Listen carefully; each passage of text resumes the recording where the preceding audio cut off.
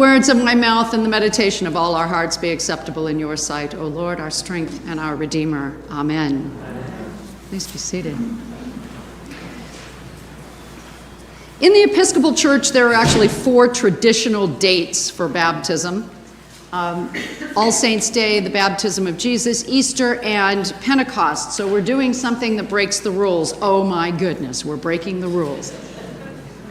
Which also means we're playing a bit of roulette with the gospel readings and the lectionary, because here we are baptizing Nora Ann, and it sounds like Jesus just called a woman a dog.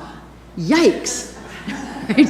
Yikes. What is going on? This is an uncomfortable reading, and you read it and you kind of wince. It's like, did you really say that, Jesus? Ooh.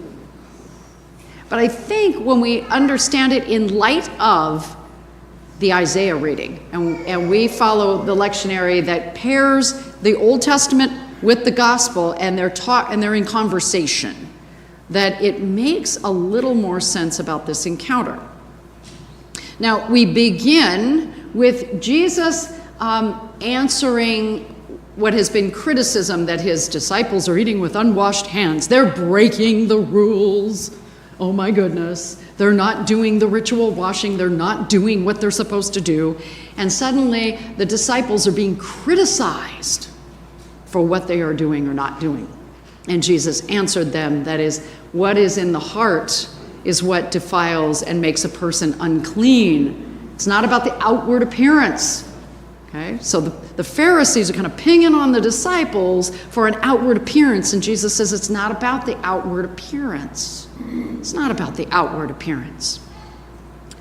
And then they go to the region of Tyre and Sidon. Now, this story is told a little bit differently in the Gospel of Mark, but it's essentially the same story. They're in Tyre and Sidon. These are cities in what is now Lebanon. That's Lebanon, not Lebanon. I always catch myself. I'm now pronouncing biblical names like locals here. But it's cities outside of Jewish territory. So he has crossed from Galilee, which in that day was known as Galilee of the Gentiles. It was a mixed economy of Jews and Gentiles, and he moves into strictly Gentile territory, right? So he's off his own home turf when this happens. And this Canaanite woman desperately wants Jesus to heal her daughter. Now, I have met Nick and Amanda. You've been here, about 6 months now? And I have watched you fiercely defend your child, even before she was here. Fiercely defend your child. And women will fiercely defend their children, right? That, of all species. Don't get between a mama bear and her cub, right? That's a bad place to be. Okay, so mothers defend their children. Fathers do too, but there's something fierce about mamas. And she desperately wants a healing for her child. Now, mind you, when we get to this point in the Gospel of Matthew, Jesus has already gone into Gentile territory, the Decapolis region, and he healed the 2 Gadarenes that were not Jewish. Okay, he already did that in the 8th chapter of the Gospel of Matthew. He's already gone into Gentile territory and healed some Gentiles. He also healed a centurion slave who may or may not have been Jewish. And he never said to the centurion, well, I was only coming to the house of Israel. He didn't say that to them. He didn't say it to the Gadarene demoniacs either. All right, so he has already gone to Gentile territory and healed people, or healed Gentiles or Gentile adjacent persons. So why this response now? Why this response now? And one of the things that's quite possible, we don't catch the whole story. The written word is flat, isn't it?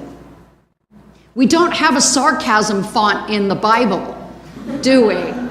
We don't. We don't know if Jesus was using some humor. We don't know if this was, and when he said, and he answered when the disciples said to him, tell her to go away, she's shouting after us. And he says, I was only sent to the lost sheep of Israel. Was he addressing the disciples, or was he addressing the woman? Right? It's ambiguous. She definitely overhears it though, right? And he tells them in essence, he's kind of echoing the critique that the Pharisees just put on the disciples. It's all about us. It's about Israel, right? And this is what's important. It's a little bit of Israelite exceptionalism, right, that Jesus answers with, almost like playing to the disciples' tendency to say it's about us but not about them, which is a very human thing. And she comes and just throws herself at his feet, because who wouldn't for their kid? And he says this weird line about it's not fair to take the bread of children and give it to the dogs, which sounds harsh, but did he say it with a wink? Did he say it, it's not fair to take the bread of the children and give it to the dogs? We don't know how he said it to her, and how we say things might color what was really going on. Because, she claps back like that. Yes, but the dogs still eat the crumbs at the master's table. She comes back quick. I think he actually sees that she's capable of this repartee, right? Even in her desperation, that she's capable.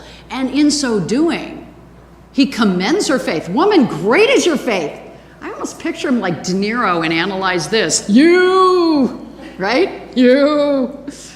Woman, great is your faith. Great is your faith. She gets commended for her great faith, where often he's saying to the disciples, you have little faith.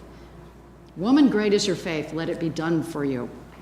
And right there, the disciples see that the salvation of Israel is not just an Israelite thing, and the rest of you are excluded. My house shall be a house of prayer for all people, right? All people, not some people, all people. So Jesus is embodying it. He's the incarnation. He is the house of bread. He is that house where we are all welcome. And he heals the woman's daughter. Now this echoes Isaiah. We're in Isaiah 58. There's thought to be 3 movements in Isaiah, and not written by the same person, because the first part is the pre-exile. Isaiah is warning that Israelite exceptionalism and corruption are going to cause the downfall of the kingdom. How do empires fall? They think they're exceptional.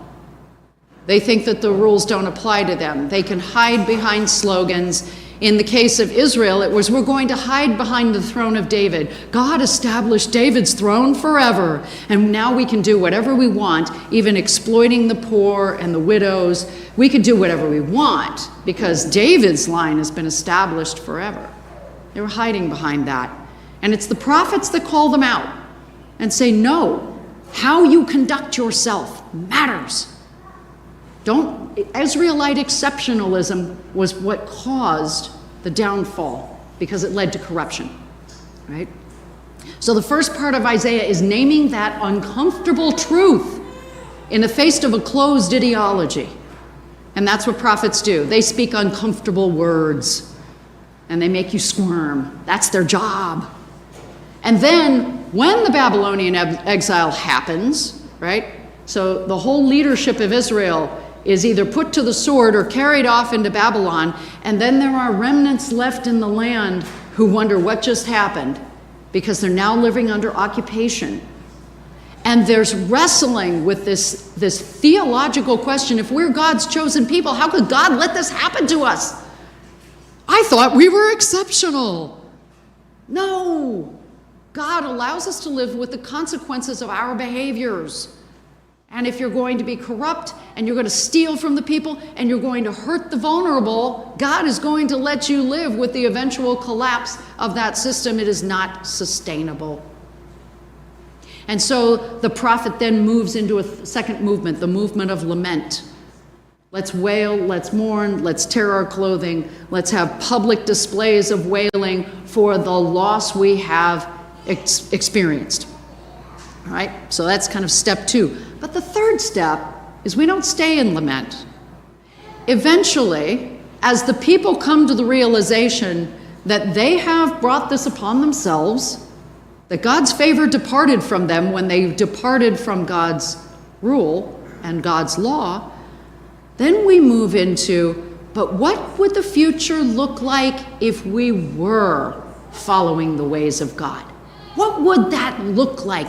Imagine this. And the prophet begins to cast a vision of a preferred future. That's where we are now. And he says, foreigners are going to be welcome.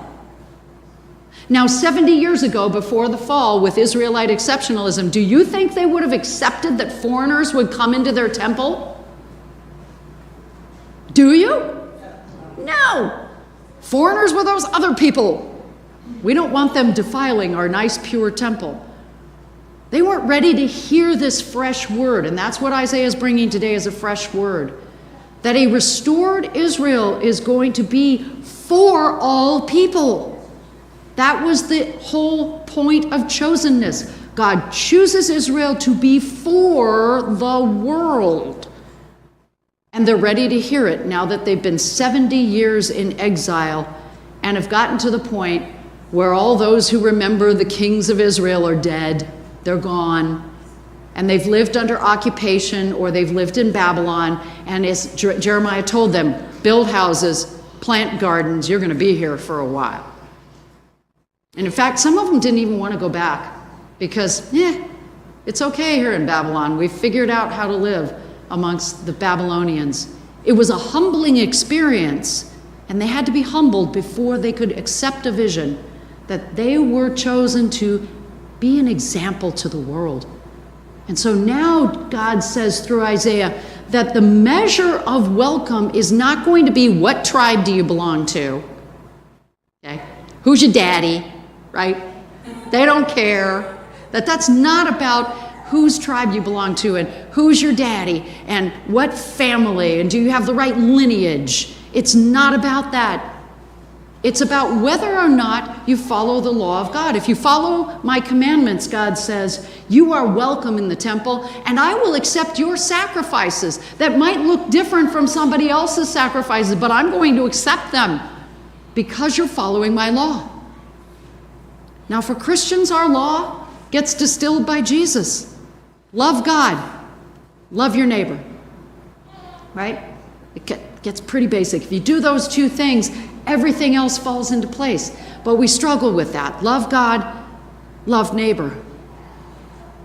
Right now, I look around at our nation and I think, well, we give a lot of lip service in our public life to loving God. And we're not doing a really great job at loving our neighbor. No, in fact, we're failing epically at loving our neighbor. And yet last week, remember there was that word to the prophet Elijah that there would be a remnant of 7,000.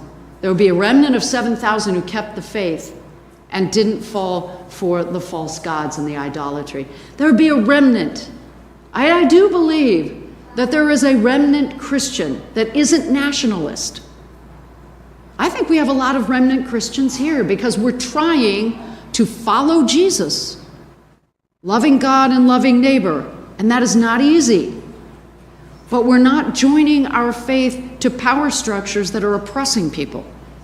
We don't want to do that. That gets into trouble every time. It got the Israelites into trouble. It's gotten other people into trouble along the way. Joining our faith to political power in the world has never been a good formula. Loving God, loving neighbor, that's a lot of work right there. And our faithful remnant can do this and show a different way to the world. That's what a great faith looks like, is welcoming all people. Jesus, in his example of this back and forth with our Canaanite woman, gives her the message that my house is a house of prayer for all people. I am the house of prayer for all people, including you. Including the Roman whose slave was healed, including those Gentile Gadarene demoniacs that I drove the demons out, put them into the pigs, right? Remember the deviled ham story, that one, right? Jesus is healing people who don't look like him and don't worship God like him because God's house includes all people. Nora Ann, we're about to baptize you. You won't remember this day, but others will remember it for you.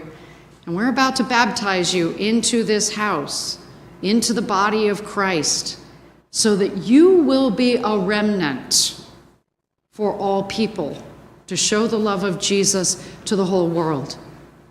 And we all have a responsibility to help her grow into that full stature of Christ.